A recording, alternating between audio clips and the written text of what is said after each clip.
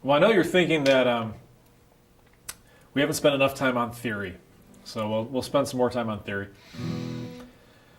Seriously speaking, we're getting into the world of harmony now because we're starting to know a lot of chords, and there are things to know about chords that I wish somebody had told me early on, and I'm going to try and explain some of those things to you. One of the more vague and hard to understand concepts might be key. When somebody says we're playing a song in the key of G or the key of A, the best way I know to explain that is to imagine each key as sort of a file folder in your head. And as you learn more and more about music, when you think of the key of C, for instance, you're going to have a bunch of things in that file folder, in that mental file folder. You're going to have scales and chords and chord progressions. You're going to build up your knowledge about the key of C so that when somebody says we're going to play a song in the key of C, you're going to have a lot of resources in that key. The first kind of way to understand what a key is what I call the primary chords in a key. And I think this is a really useful way of thinking about things. You've already learned some songs that use the chords G, C, and D. And those are the three primary chords in the key of G. So what that means is, for starters, those three chords just sound really good together. And I always like to demonstrate that you can strum those chords completely at random and it will sound like something. I'm just off the top of my head.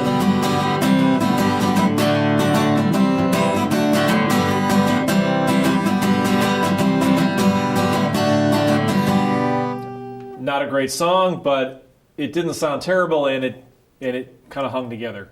Those three chords are so closely related in a lot of complex ways. For starters, they're built on notes from the G major scale that they work together really, really well.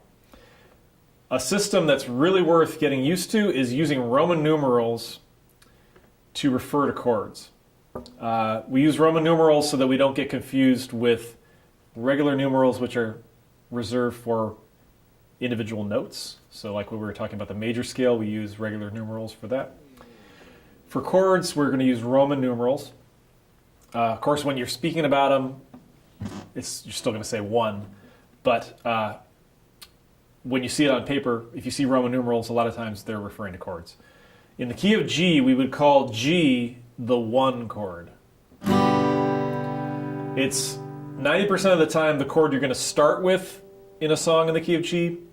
It's 99% of the time the chord you're going to end with in the key of G. C and D are also given numbers. C is considered the 4 chord, and D is considered the 5 chord.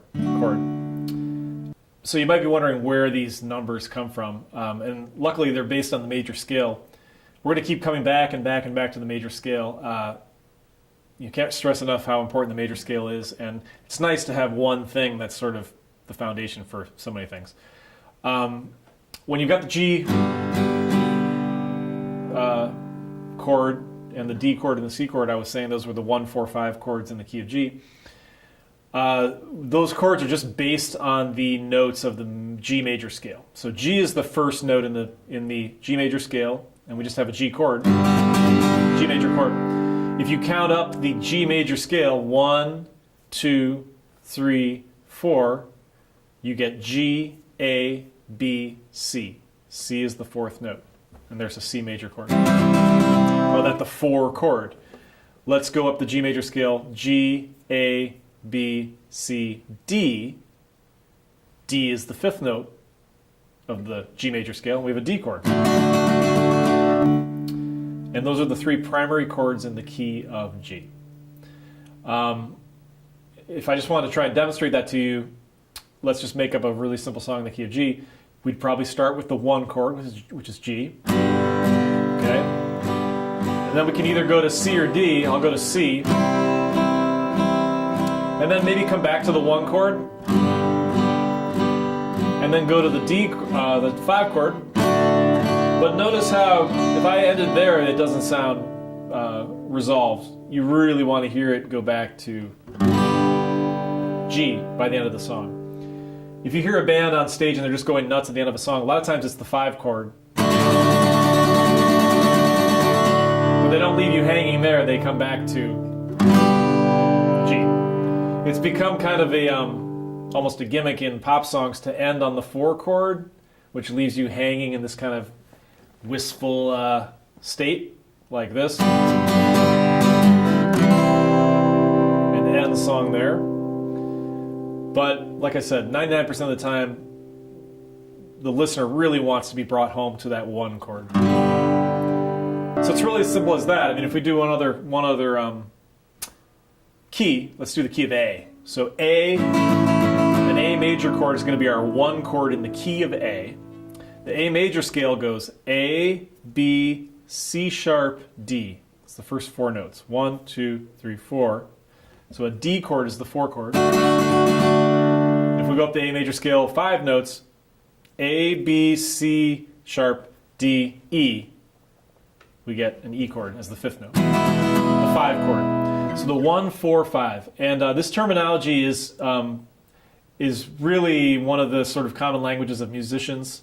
I can't tell you how many different ways it gets used. If you're at a jam session, somebody might say, hey, let me show you a song. It's in the key of G and it's just a 1, 4, 5. And that means it's just G, C, and D. Those are the only chords.